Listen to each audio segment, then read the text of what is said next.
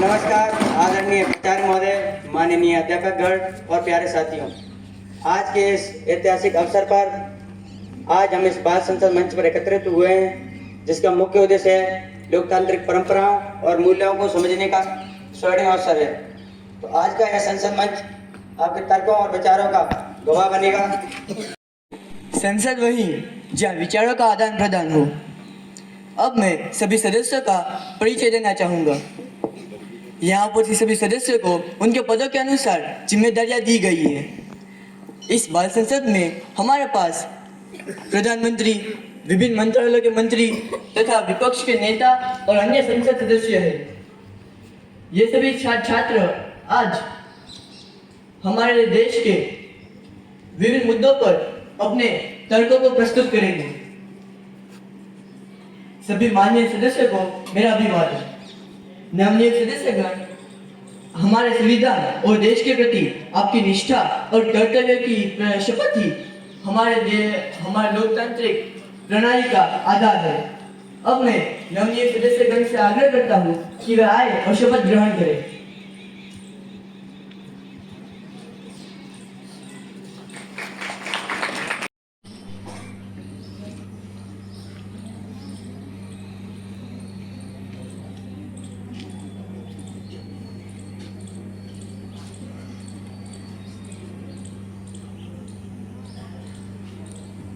नाम रहेगा रोशन, ये चिरागों में नहीं है।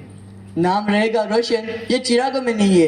दीप जले हैं उनके कर्मों से जो कभी बुझ नहीं सकेंगे।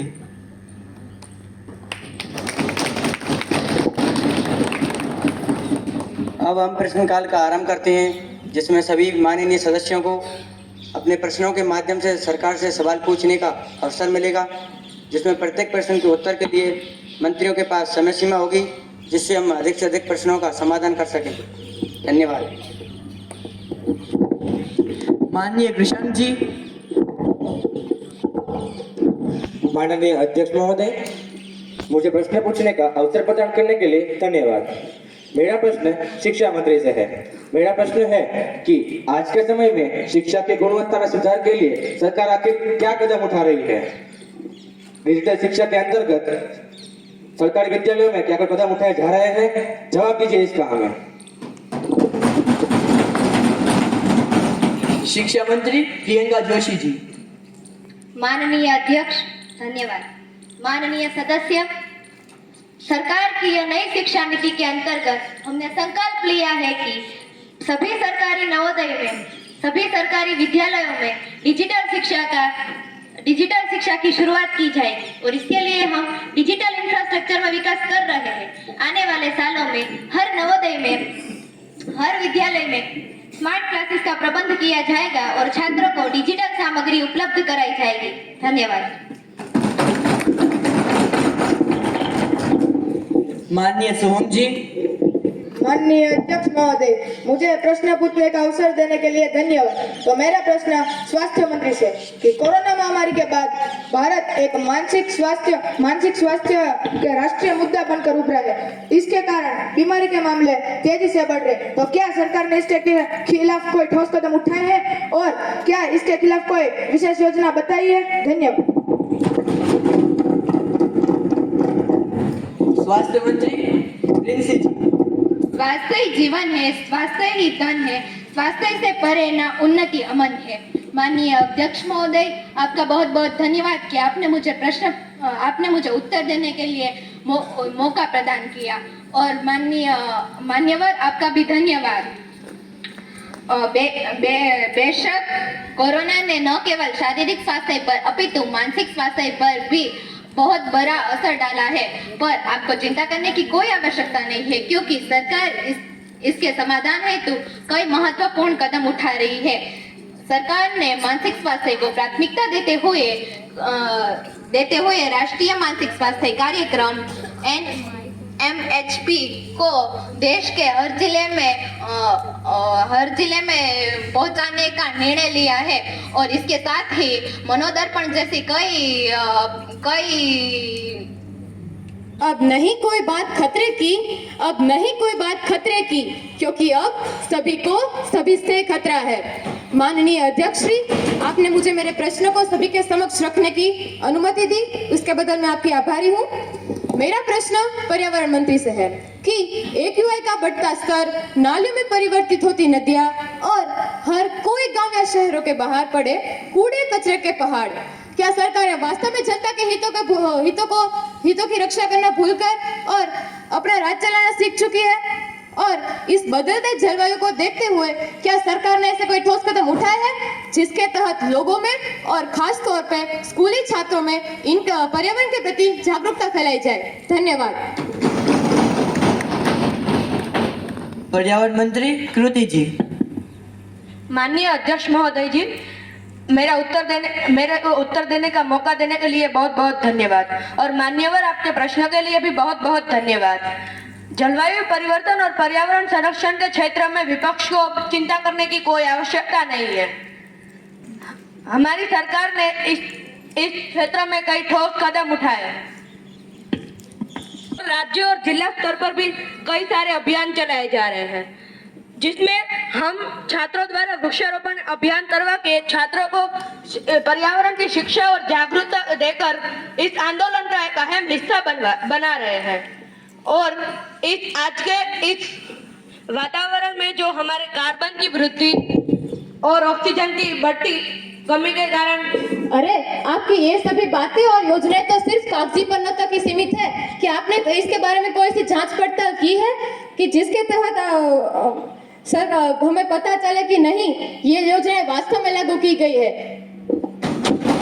मान्यवर, आप तो रहने ही दीजिए, हमने आपका कार्यकाल देख लिया, तभी तो आज आप विपक्ष दल में बैठे हैं और हम सत्ता दल में बैठे हैं, इसलिए आप बैठे हुए कोई नहीं। अध्यक्ष महोदय, मैं क्षमा चाहती हूँ, क्योंकि हमारे विपक्षी दल के नेता ही ऐसे हैं जो जवाब देने पर ही मानते हैं। मैं अब अपना उत्तर जारी रखने के लिए अध्यक्ष महोदय से अनुमति चाहती हूँ। धन्यवाद महोदय। जैसा कि उन्होंने बताया कि ये सब कागजों पर ही सीमित है, और हम आपकी जानकारी के लिए बता दें कि इसके पीछे खुफिया पुलिस फोर्स लगाई जा रही है, जो हमारी गंगा, ब्रह्मपुत्र और जो प्रमुख नदियां हैं, जिसको साफ सफाई की जिम्मेदारी उन लोगों को दी जा रही है। और जो लोग इनको प्रदूषित कर रहे हैं, जो इन नदियों को, उसके खिलाफ कई सारे सख्त कदम भी उठाए जा रहे हैं। और हमने मोबाइल, कल क्या होगा कभी मत सोचो, क्या पता कल वक्त खुद अपनी तस्वीर बदल दे। माननीय अध्यक्ष महोदय, मेरा प्रश्न शिक्षा मंत्री से है कि हमारे भारत में व्यावसायिक शिक्षा पर ज़्यादा जोर दिया जा रहा है, तो क्या यह शिक्षा सभी स्कूलों में लागू की जा सकती है? इससे हमारे बच्चों को इस शिक्षा को सीखने का अच्छे से अच्छा अवसर मिल सके। शिक्षा मंत्री से मैं निवेदन करता हूँ कि इसका आंसर मुझे जल्द से जल्द दे। धन्यवाद माननीय अध्यक्ष महोदय। शिक्षा मंत्री श्रीमती प्रियंका जी। धन्यवाद माननीय अध्यक्ष महोदय। मान्यवर, आपका प्रश्न बहुत महत्वपूर्ण है, इसके लिए मैं आपको धन्यवाद देना चाहूंगी।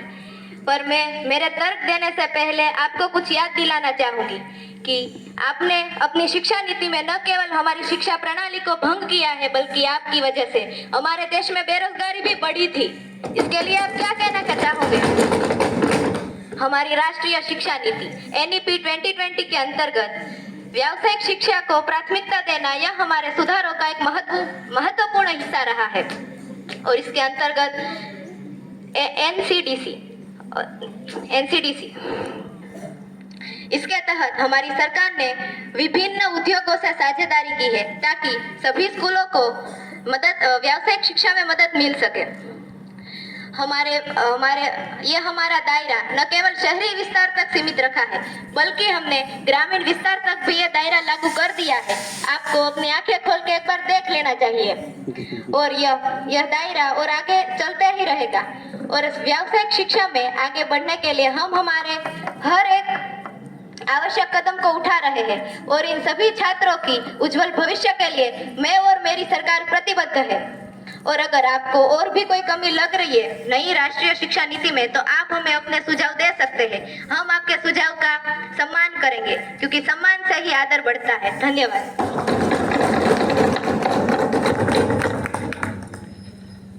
बहस का उद्देश्य जीतना ही समझ बनाना है। अब हम आज के मुख्य विषय पर बहस आरंभ करते हैं। आज का विषय है, क्या एक राष्ट्र एक चुनाव भारत के लोकतंत्र के लिए उचित है? इस विषय पर पक्ष और विपक्ष के तर्कों को सुना जाएगा। विविधता ही हमारी ताकत है। मान्यवर, मेरा मानना है कि एक राष्ट्र एवं एक चुनाव हमारे विविधतापूर्ण देश के लिए अनुसूचित है। हमारी संघीय प्रणाली में राज्यों की अलग अलग पहचान है एवं उसके मुद्दे महत्वपूर्ण है। एक साथ चुनाव होने से हमारे राज्य के मुद्दे दब सकते हैं एवं केंद्र सरकार का प्रभाव चुनाव पर पड़ सकता है। इस कारण हमारी संघीय व्यवस्था कमजोर हो सकती है। धन्यवाद। मान्यवर, हम जानते हैं कि इस वक्त आपके विपक्षी सीटों की गिरावट के कारण आप हमें ये प्रश्न पूछ रहे हैं, आप इसका विरोध कर रहे हैं। पर मैं आपको इन आंकड़ों से अवगत कराना चाहूंगा कि देखिए कि अभी जो चुनावी खर्च हो रहा है वो लगभग 1.35 लाख करोड़ रुपए तक पहुंच सकता है। और यह आंकड़ा 2019 में किए गए चुनाव के 60,000 करोड़ रुपए के 2 गुना से भी अधिक है। और यह आंकड़ा मैं ऐसे ही नहीं बोल रहा हूँ, यह आंकड़ा स्टडीज फॉर मीडिया के अध्यक्ष द्वारा प्रस्तुत किया गया है। अगर 66 करोड़ मतदाताओं के आधार पर भी देखें तो उसका एक प्रति मतदाता खर्च तो 1400 रुपये से भी अधिक होने का अनुमान है। 2020 में अमेरिका के अंदर राष्ट्रपति चुनाव किए गए थे, जिसके अंदर एक चुनाव के अंदर लगभग 14.4 बिलियन अमेरिकी डॉलर खर्च किए गए थे। और इन्हीं आंकड़ों से हमें साफ पता चलता है कि बार बार चुनाव कराने से हमारे देश का धन, समय और हमारे देश के संसाधनों का नुकसान हो रहा है, अति उपयोग हो रहा है और दुरुपयोग हो रहा है। और अगर हम चुनाव को एक साथ कराएंगे तो इन्हीं संसाधनों, इन्हीं धन और इस समय का उपयोग हम शिक्षा और अन्य विकास लक्षी योजनाओं के लिए कर सकते हैं। हर सड़क, हर नगर, हर गली, हर गांव में हाथ लहराते हुए हर लाश चलनी चाहिए। सिर्फ हंगामा खड़ा करना मेरा मकसद नहीं है, सिर्फ हंगामा खड़ा करना मेरा मकसद नहीं है। सारी कोशिश है कि ये सूरत बदलनी चाहिए। मेरे सीने में नहीं तो तेरे सीने में से ही हो कहीं भी, पर ये आग जलनी चाहिए। तो अतः मैं संसद से निवेदन चाहूंगा कि इस मुद्दे पर आगे विचार किया जाए। आखिर यह हमारे देश के विकास का मामला है। धन्यवाद।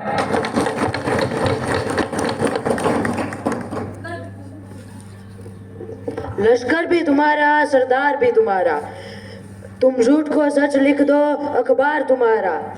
आखिर इस दौर के फरियादी जाए तो जाए कहाँ, कानून तुम्हारा, दरबार तुम्हारा।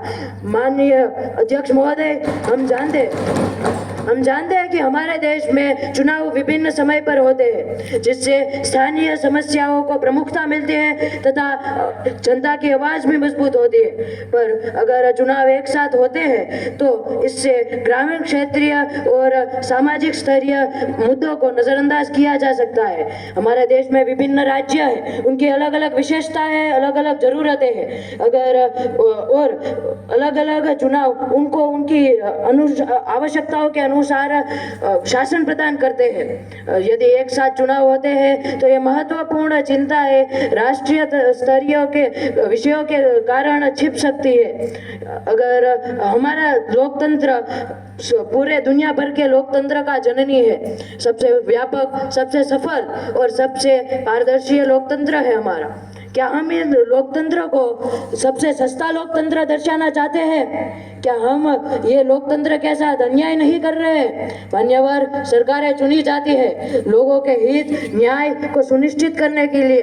अगर इस देश पर लाभ हानि का गणित लगाकर लोकतंत्र को व्यापार तंत्र बनाने की कोशिश की गई तो ये देश उसे कभी स्वीकार नहीं करेगा। आखिर में भाषणों में तो खूब कहते थे कि विकास करेंगे हम समाजों में। भाषणों में तो खूब कहते थे कि विकास करेंगे हम समाजों में। विकास की बड़ी बड़ी योजनाएं रह गई सिर्फ कागजों में, रह गई सिर्फ कागजों में। जो विकास दिखना चाहिए था वह नहीं दिख रहा हमारे देश में, कि जो विकास दिखना चाहिए था वह नहीं दिख रहा हमारे देश में। मुझे लगता है कि सारा पैसा जा रहा है सरकार की जेब में। सरकार, एक मिनट मान्यवर, आप यह कैसे कह सकते हैं? कहो ना कुछ, इतराते क्यों हो? सीधी बात बोलो, कतराते क्यों हो? कह दो कि सत्ता पलट चाहिए, कह दो कि सत्ता पलट चाहिए, प्यार से बोलो, शर्माते क्यों? मान्यवर, आप यह नहीं कह सकते कि हमारी सरकार जेबें भर रही है। अगर आपके पास कोई ठोस सबूत है फिर ही बात कीजिए, वरना ये संसद को अपना घर मत बनाइए। तख्ता पलट नहीं, सम्मान चाहिए। तख्ता पलट नहीं, सम्मान चाहिए। हमें सरकार नहीं, लोगों के लिए न्याय चाहिए। अगर आप इतना कह रहे हैं तो हमें विकास दिखाइए, विकास की रिपोर्ट तैयार करिए, हमें इधर दिखाइए। धन्यवाद महोदय।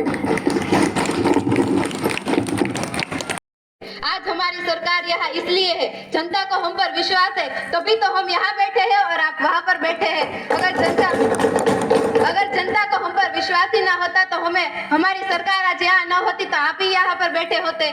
जरा सोचे इस बात पर। जैसा कि हमारे समर्थक ने कहा कि यह एक चर्चा का विषय है। एक सच चुनाव का प्रस्ताव न केवल राजनीतिक मूल्यों को संरक्षित करता है, बल्कि देश को एक मजबूत और स्थिर भविष्य की ओर ले जाता है। यह हमारी सरकार का उद्देश्य है और मैं और मेरी सरकार यह गारंटी लेती है कि हम इस उद्देश्य को जरूर पूर्ण करेंगे। धन्यवाद। लेकिन मान्यवर, क्या हम भूल रहे हैं कि भारत जैसे विविधतापूर्ण देश में चुनाव का विकेंद्रीकरण होना जरूरी है। अलग अलग चुनाव जनता को अपने नेताओं का मूल्यांकन करने का अवसर देते हैं और इससे स्थानीय नेता अपनी जवाबदारी को समझते बार बार चुनाव सुनिश्चित करते हैं कि निर्वाचित प्रतिनिधि जनता के लिए जवाबदेह बने रहे। अगर चुनाव कम बार हो गए तो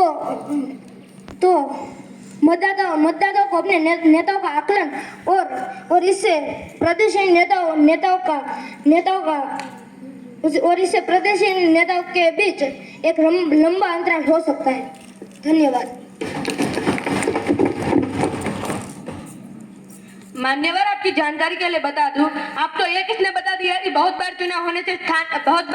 कम बार चुनाव होने के स्थानीय नेता गैर जिम्मेदार हो जाते हैं। अगर आपको पता होगा तो लोकतंत्र में लोगों की सुनी जाती है। अगर लोगों को कोई दिक्कत होगी, स्थानीय नेता गैर जिम्मेदार होंगे तो वो लोग तुरंत ही सामने से आकर बोलेंगे और आपका तो काम ही है बोलना। अगर आप इतने ही सक्षम थे तो आपके कार्यकाल में क्यों इतना कुछ नहीं कर लिया? धन्यवाद।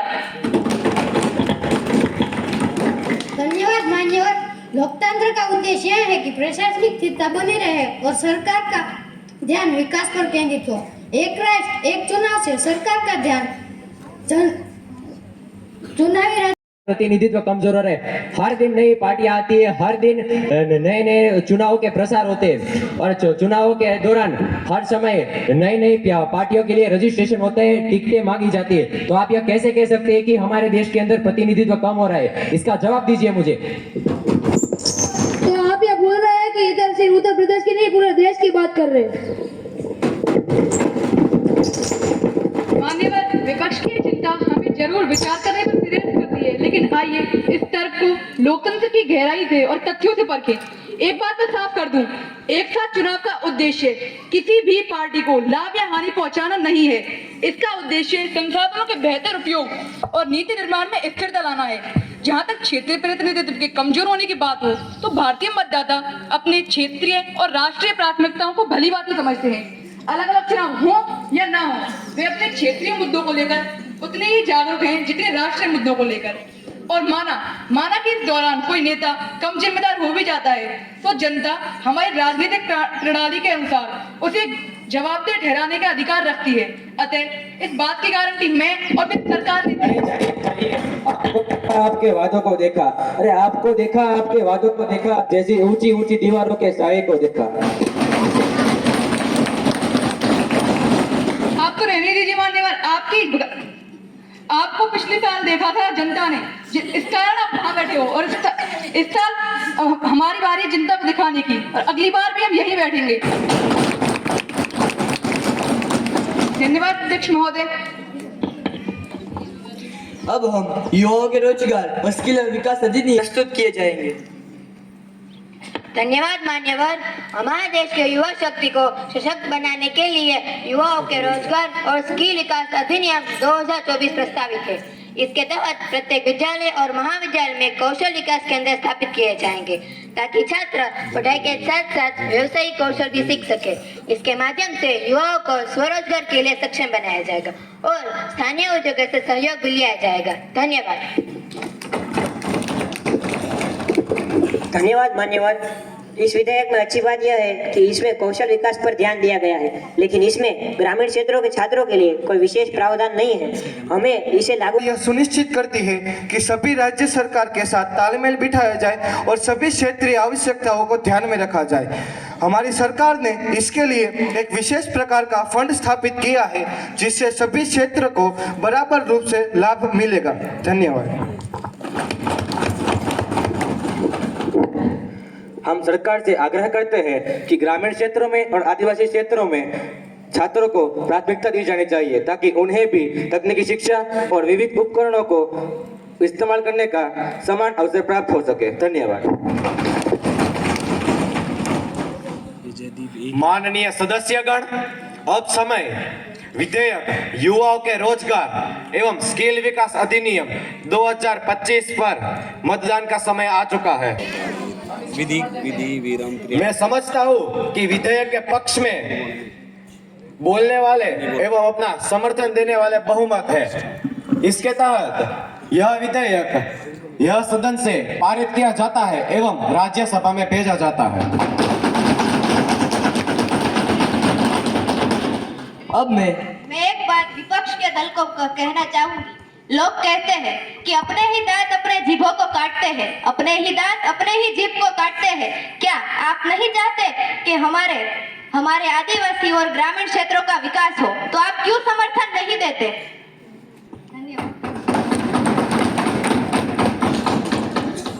अब मैं माननीय प्रधानमंत्री जी से निवेदन करता हूँ कि वे आए और अपने विचार प्रस्तुत करें। खड़े हो जाओ सारे, एक बार खड़े होकर बैठ जाओ।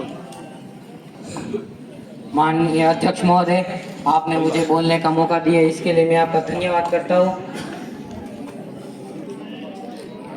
माननीय अध्यक्ष महोदय, जैसे कि विपक्ष ने हमारे ऊपर आरोप लगाते हुए बात कहा, पर्यावरण पर प्रश्न पूछते हुए कहा कि हम लोगों के हितों का अनादर करते हुए अपना राज कर रहे हैं। नहीं, 1975 में जब इंदिरा गांधी की सरकार थी तब 21 महीनों तक इमरजेंसी आपातकालीन लागू की थी, तो वो क्या राज करना नहीं था?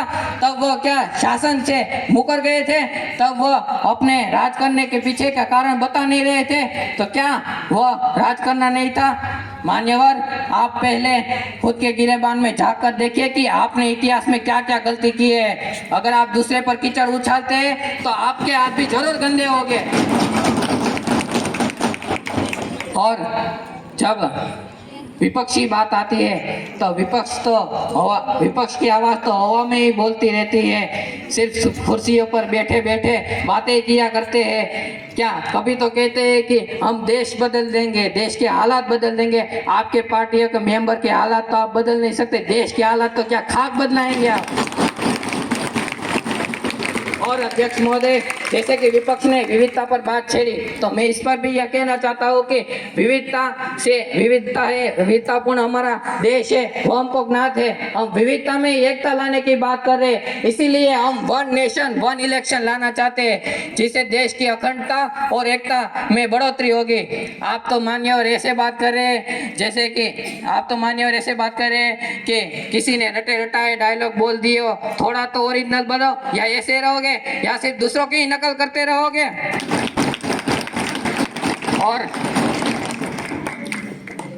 और आपने कहा था कि और बात रही कि लोगों के हित की, तो और कहा था कि हमारे देश में राज्यों की आवाज दब रही है। मान्यवर, इधर हर बैठा एक एमपी वही राज्यों के निर्वाचन क्षेत्र से निर्वाचित होकर आया है, तो आपको कोई हक नहीं है कि आप अपने काम ढंग से नहीं कर रहे, तो इसका आरोप हम हमारे पर नहीं लगा सकते कि हमने सही सरकार नहीं बनाई, हम लोगों की आवाज दबा रहे हैं, हम राज्यों की आवाज दबा रहे हैं। यहाँ पर आप भी एक एमपी है और इधर भी बैठे एक एमपी है, वो भी अपने इलाके की समस्या को बेहतर ढंग से समझते हैं और लोकसभा में रखते हैं। इसलिए आपको कोई आजादी के समय कांग्रेस की सरकार थी, वो भी आप ही के नेता थे, हमारे नेता नहीं थे।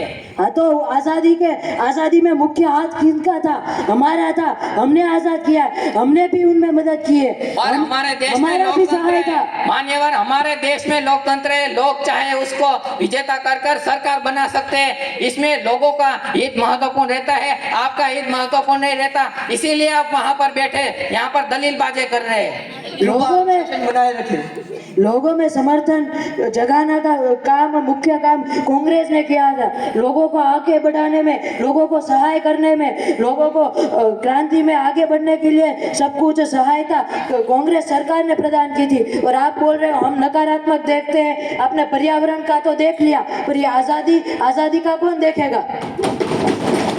हम ऐसा नहीं कह रहे कि आजादी के बारे में हम आजादी का आनंद करें। हमारे देश में हर लोगों को स्वतंत्रता है, इसीलिए पहले के जमाने में आपकी सरकार थी तब औरतें थोड़ी सड़कों पर चल नहीं पा रही थी, और आज देखिए के हिसाब से समानता के रूप में आज जहाँ भी एक क्षेत्र भी बाकी नहीं है जहाँ पर मर्द के स्थान पर औरत न दिखती हो।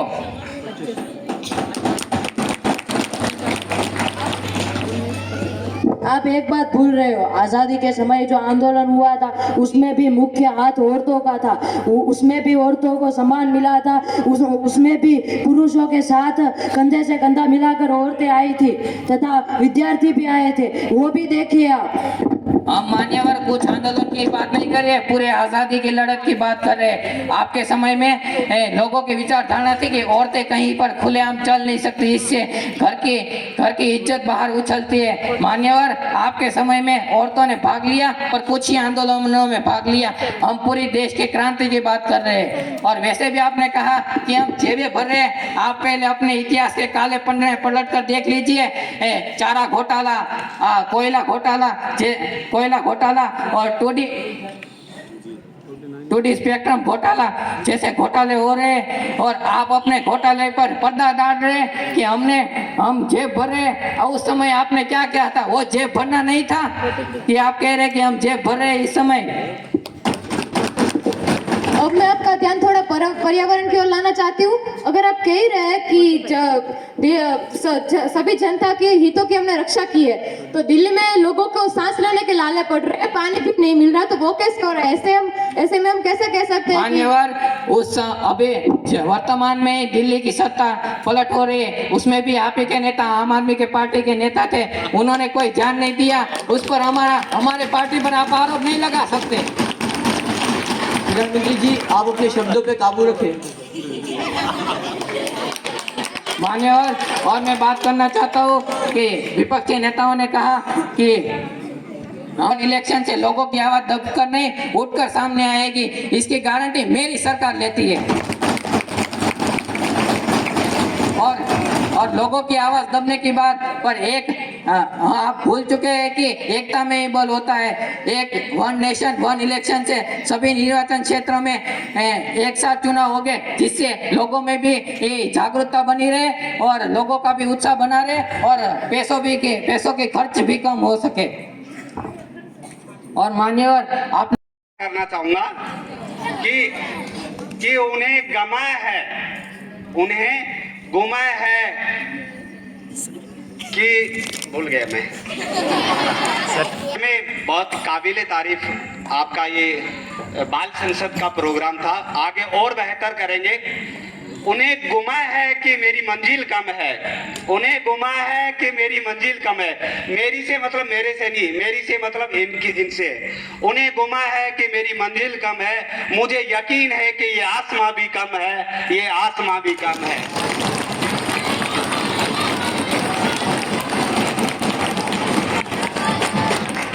देखो प्यारे बच्चों, हम सब IAS, IPS, इंजीनियर, डॉक्टर नहीं बन सकते, तो मैं दुआ करता हूं पिता परमेश्वर से कि जो देश की नीतियां बनाते हैं, जो देश के कानून बनाते हैं, ये जितने भी प्रशासनिक अधिकारी हैं, ये कार्यपालिका में आते हैं, ये इनको क्रियान्वित करते हैं, लेकिन विधायिका जो कि कानून बनाती है, मैं दुआ करता हूं कि इनमें से कोई कानून बनाने वाली संस्था में जाए। ताली बजाओ इनके लिए। अच्छी बात है कि हम में से ही कोई सरपंच बनेगा, हम में से कोई MLA बनेगा, हम में से कोई MP बनेगा। किसी को विश्वास नहीं था कि एक ट्रेन में चाय बेचने वाला देश का प्रधानमंत्री बन सकता है। किसी को नहीं पता था कि राजस्थान का एक सरपंच राजस्थान का मुख्यमंत्री बन सकता है।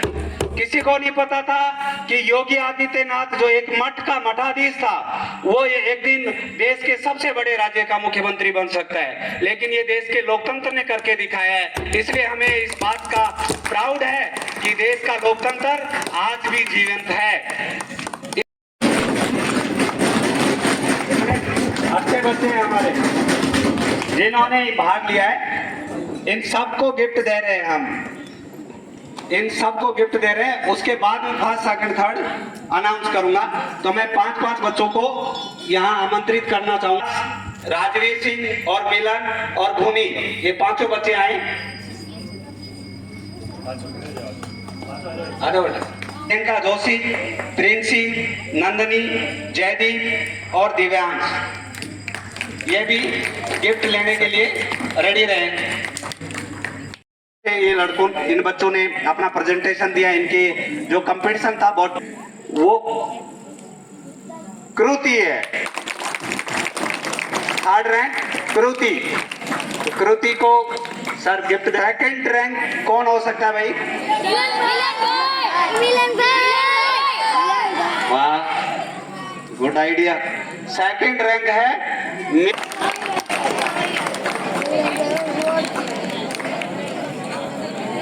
और 1st रैंक कौन हो सकता है?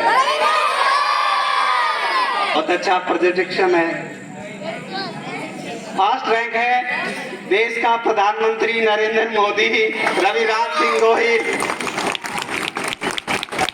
बहुत अच्छा, बहुत शानदार तरफ दिए इन्होंने। बाकी 2-3 बच्चे और थे, वो पास में रहे हैं, जैसे ये बच्ची है। बच्चों, ये केवल एक जानकारी आपको मिल सके कि संसद का संचालन किस प्रकार से होता है, पक्ष विपक्ष, सभापति और सभा की कार्यवाही से आपको परिचित करवाया जा सके, इस उद्देश्य से यह बाल संसद का आयोजन किया गया। और जैसा अभी आपको बताया भी गया कि बहुत कम समय में इन बच्चों ने अपनी तैयारी की और प्रस्तुति दी। तो एक बार मैं इन सभी के लिए जोरदार तालियों के लिए आपसे कहूंगा। संसद